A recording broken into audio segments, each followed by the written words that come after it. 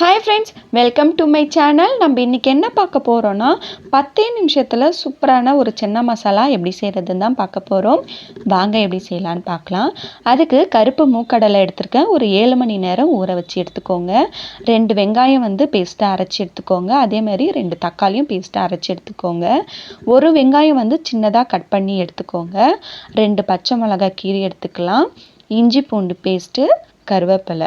First சென்னா மசாலாவுக்கு gravy செய்கிறதுக்கு அரைச்சி எடுத்துக்கலாம். அதுக்கு ஒரு மிக்ஸி ஜாரில் கொஞ்சமாக தேங்காய் சேர்த்துக்கோங்க. அது கூட 1/2 டேபிள் ஸ்பூன் அளவுக்கு சோம்பு, 1 டேபிள் ஸ்பூன் அளவுக்கு கசகசா, 4 முந்திரி பருப்பு சேர்த்துக்கோங்க. அது கூட கொஞ்சமாக தண்ணி சேர்த்து மூடி போட்டு நல்லா பேஸ்ட்டாக அரைச்சி எடுத்துக்கோங்களாம். இந்த அளவுக்கு நல்லா அரைச்சி எடுத்துக்கோங்க. இப்போ நம்ம குக்கர் வச்சுக்கலாம். குக்கர் நல்லா சூடான பிறகு 2 டேபிள் ஸ்பூன் அளவுக்கு எண்ணெய் சேர்த்துக்கோங்க. எண்ணெய் நல்லா சூடான பிறகு தாளிப்புக்கு பட்டை, ஏலக்காய், கிராம்பு, பிரிஞ்சி இலை சேர்த்துக்கோங்க. 1/2 டேபிள் ஸ்பூன் அளவுக்கு சோம்பு நல்லா பொரிஞ்ச பிறகு 1/2 டேபிள் ஸ்பூன் அளவுக்கு பெருங்காயத்தூள் சேர்த்துக்கோங்க.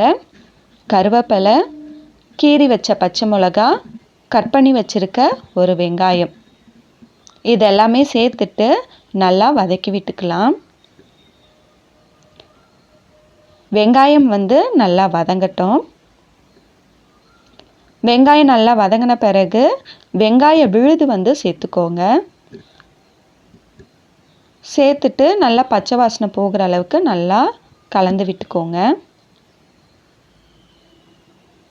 நல்லா கலந்து விட்ட பிறகு இஞ்சி பூண்டு விழுதும் சேர்த்துக்கலாம். சேர்த்துட்டு நல்லா வதக்கி விட்டுக்கோங்க. இஞ்சி பூண்டு விழுதோட பச்சை வாசனைலாம் போகட்டும். இப்போ அரைச்சி வச்சுருக்க தக்காளி விழுதையும் சேர்த்துக்கலாம். இது கூட தேவையான அளவு கல்லுப்பையும் சேர்த்துக்கிறேன். சேர்த்துட்டு நல்லா கலந்து விட்டுக்கலாம். தக்காளிலாம் நல்லா வதங்கி வரட்டும். நல்லா வதங்கின பிறகு 1/2 டேபிள் ஸ்பூன் அளவுக்கு மஞ்சத்தூள், காரத்துக்கு ஏற்ப குழம்பு மிளகாய் தூள் சேர்த்துக்கோங்க. இதுலேயே தனியாலாம் இருக்கிற தொட்டு நான் தனியா தூள்லாம் தனியாக ஆட் பண்ணல. நீங்கள் தனியாக வேணுன்னா ஆட் பண்ணிக்கோங்க. 1 டேபிள் ஸ்பூன் அளவுக்கு கரம் மசாலா, 1/2 டேபிள் ஸ்பூன் அளவுக்கு வெறும் மிளகாய் தூள் சேர்த்துட்டு நல்லா கலந்து விட்டுக்கோங்க. 2 நிமிஷம் நல்லா கலந்து விட்டுக்கோங்க. இதோட பச்சை வாசனைலாம் நல்லா போகட்டும். இந்த அளவுக்கு நல்லா வதக்கிக்கோங்க. மசாலாவோட பச்சை வாசனை போன பிறகு ஊற வச்சுருக்க கருப்பு கொண்டக்கடலையும் சேர்த்துக்கலாம். சேர்த்துட்டு நல்லா கலந்து விட்டுக்கோங்க. கலந்து விட்ட பிறகு கிரேவிக்கு தேவையான அளவு தண்ணி சேர்த்துக்கலாம். சேர்த்துட்டு நல்லா கலந்து விட்டுக்கோங்க. இது 2 நிமிஷம் நல்லா கொதிக்கட்டும். இது நல்லா கொதி வரட்டும்.